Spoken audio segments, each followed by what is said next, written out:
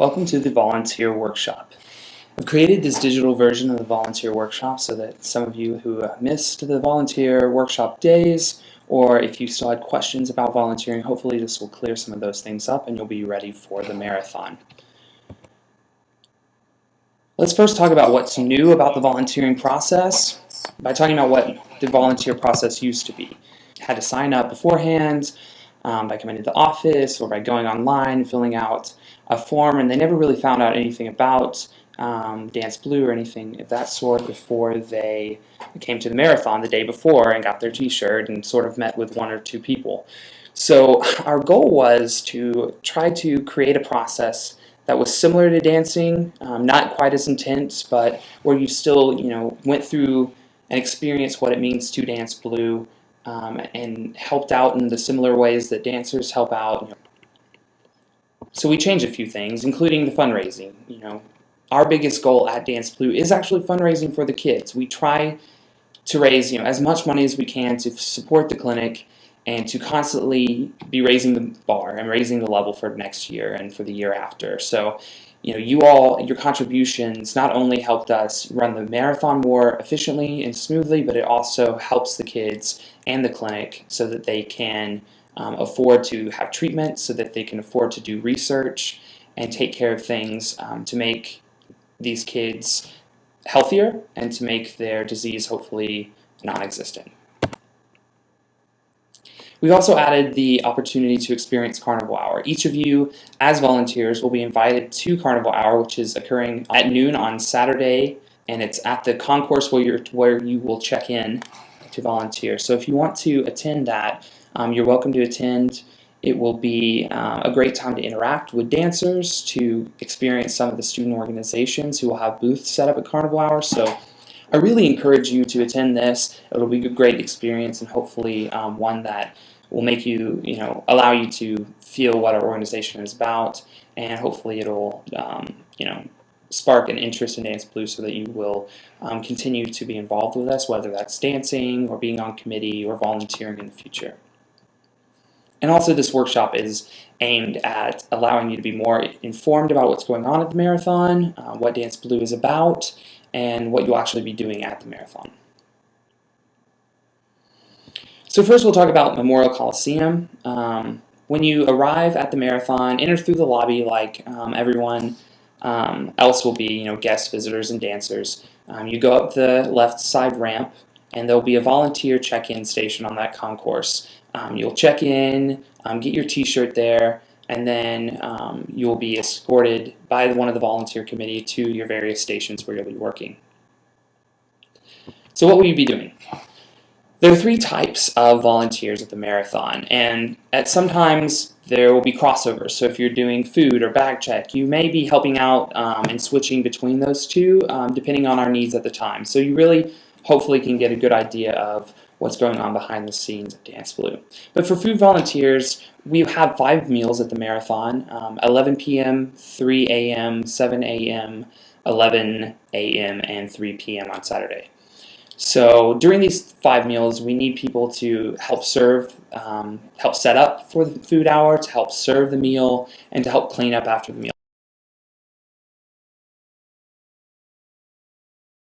Special Forces will be our team that are on the floor working with hydration stations, snack stands, and also the charging station, which will be a new feature this year.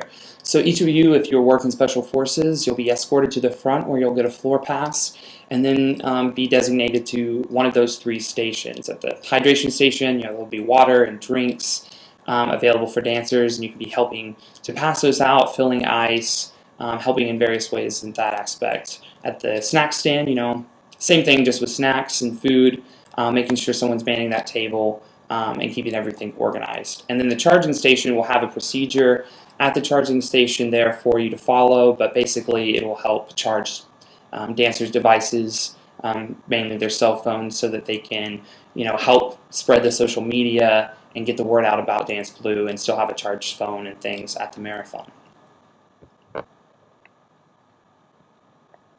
And then for bag check is something every year that we provide for the dancers so that they can keep personal items at the marathon, so they can have a change of clothes, change of shoes. And we actually provide a bag for them to bring to the marathon. And so throughout the marathon, whenever they need to and whenever bag check is open, they will come to one of 4 stations that will be set up at the marathon, and each of you who are working bag check will be designated to one of those 4 stations, and it will be your job to the dancers will come to you and give you their dancer number. Each dancer is assigned 1 number, and each of the seats of the bleacher section that the bag check is held in will have 1 number assigned to each of those seats. So you simply find the bag in your section, bring it to the front of that station for the dancer to obtain that bag, and then when they're done, they'll bring it back to you and you'll put it right back. So it's a pretty simple process, but it really makes the marathon a lot more of an enjoyable experience for dancers, knowing that they have a change of clothes, any personal items that they do need, toiletries such as that. So there are also a few things that you will need to know about time and arrival. Our biggest concern, make sure that you arrive 15 minutes early. It's really important that all the volunteers get there in enough time for us to pass out all the t-shirts, that we can get you assigned, that you can change into the t-shirt, and that we can get you designated and to each section that you'll be working. So make sure that you try to arrive 15 minutes early to your shift. Also, we need you to make sure that you stay for your entire shift. Not only does this ensure that we have enough volunteers to work in an efficient manner, but also at the end of your shift you will need to check out at the same place that you checked in, and we have a few gifts for you, and we want to make sure that you receive those gifts. And finally, don't forget to come to Carnival Hour. As I said, and there will be reminders of the marathon, but Carnival Hour is happening on that Saturday, February 23rd at noon. In that same concourse where you check in at, that's where they'll let you into the carnival.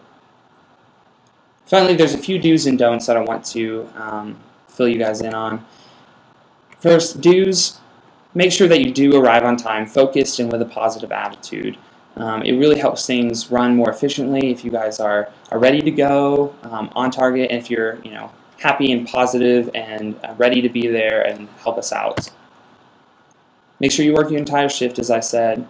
We have specific hours scheduled, as you know, and if we do not have enough volunteers for 1 hour or the other, it can throw our entire schedule off.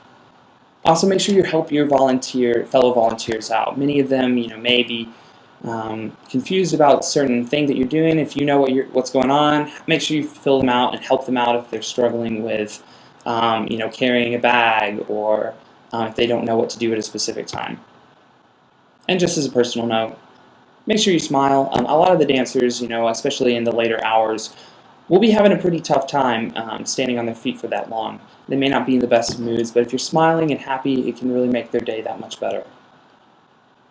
A few of the don'ts. I hate going over the rules, but it's important to make sure that you don't arrive intoxicated, late, or in a foul mood. If you're drunk or under any kind of influence of that nature, we will have to escort you out, and that just takes away time from our operational team and poses a danger not only to yourself but to everyone at the marathon. So please, come in a proper state and make sure that you stay for your whole shift, and please try to work with us and stay in a positive attitude. Don't try to sneak onto the floor. I know that most of you have dancers that you're friends with that are dancing on the floor, or committee members, and that you want to be on the floor and be with them, which I understand. But at the same time, we have a floor capacity due to fire code, and if we go over that capacity, the entire marathon can get shut down, and you don't want to be that person who stopped DanceBlue from happening and kicked everybody out. So make sure you're not trying to sneak on the floor. If you're working on the floor with special forces, you'll get your opportunity to be on the floor for your shift, but make sure that you enter the floor and exit the floor when you're asked. Now, this is more of a personal side note, but we encourage you not to sit down at the marathon. Make sure that if you're possible, if you physically can, if you're physically able, please stand for your shift, your entire shift. The dancers have made a pledge to stand for 24 hours. And in that same fashion, and for respect for that and admiration for that, we also like to stand when we're physically able. So that's just something, a personal goal maybe that you've set for yourself, and it will really help encourage the dancers. And finally, don't leave without checking out. We do have gifts for you, and we want to make sure that we are keeping track with our numbers and where volunteers are at certain times. So make sure you check out at the volunteer station before you leave. And final note, don't break the rules. So many things are going on logistically that we really have no time to deal with people who aren't abiding by the rules, and we will have to remove you for the marathon. I don't want to do that, but we will have to if it's necessary. So make sure that you're following these rules. They're very simple, and that will make sure that everyone's marathon experience is great. Here are a few tips from the Family Relations Committee. There will be kids at the marathon. We're dancing for them, and we want to create a positive experience for them as well at the marathon. So if you are on the floor or if you're around the kids, please don't try to crowd them. A lot of college-age students surrounding a child can be very intimidating for them. So don't try to overwhelm them in that aspect. We also ask that families and kids are asked before their picture is taken. A lot of them, they all have to provide us with a written consent for pictures, and you may not know which families or children do want pictures taken or do not want pictures taken. So just please ask a committee member, ask the family or the kid if they're okay with getting the picture taken before you take it. It's also not appropriate to ask any child about their diagnosis. This is their 24 hours where they can get away from all of that, where they can escape from the reality of cancer and things going on in their lives and have a wonderful time.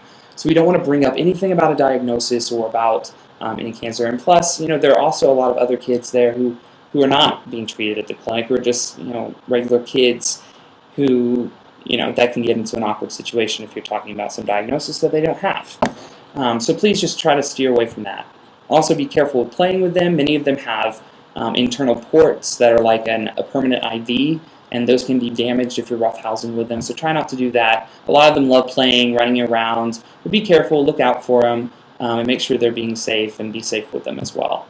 And if you're sick, even if you have a cough, a cold, anything like that, please try to avoid the kids. What can seem like a common cold to us can be a very detrimental or a very damaging illness for them. It can make them very sick. So please try not to get around them if they're sick. Just stay away from them. And especially if the kids are wearing masks, that means that they really are immunosuppressed, and it can be dangerous for you to be around them. A few odds and ends. As I said earlier, I want to make sure you guys know that your t-shirts that you'll be receiving at the marathon will be at the volunteer check-in station. So dress accordingly. You'll receive one of those when you arrive, and you'll be required to wear that during the marathon so that we know that you're a volunteer. It's a visual cue for us, and it will really help us out. There will be a volunteer water station, so make sure you bring a bottle of for your water if you'd like. There will be small cups provided. And finally, remember, even if you get frustrated, if things go wrong, we do it all for the kids. So that's what we're there for, and we're a big family here. We want to make sure everyone's having a good time and know what they're supposed to do at all times. So if you have any questions, please feel free to contact myself or any of the operational or committee members who are there at the marathon. We'll be happy to answer those for you. A few additional notes. We will have some available shifts after after you arrive. You'll notice we have posted some shifts about openings. So if you are a volunteer who was wanting to volunteer for multiple shifts, that will be an opportunity for you to do that. So you can just sign up your name, and that will let us know that you're coming back. We simply didn't want to have people sign up for multiple shifts at once, make sure everyone had a fair and equal opportunity to get a shift if they had a particular time specification. So if you do want to sign up for another shift, that'll be available at this volunteer registration desk or check-in station. So yes, if you do have any other further questions or anything, please let us know. I look forward to seeing you at the marathon, and thank you for all of your dedication and for volunteering at DanceBlue 2013.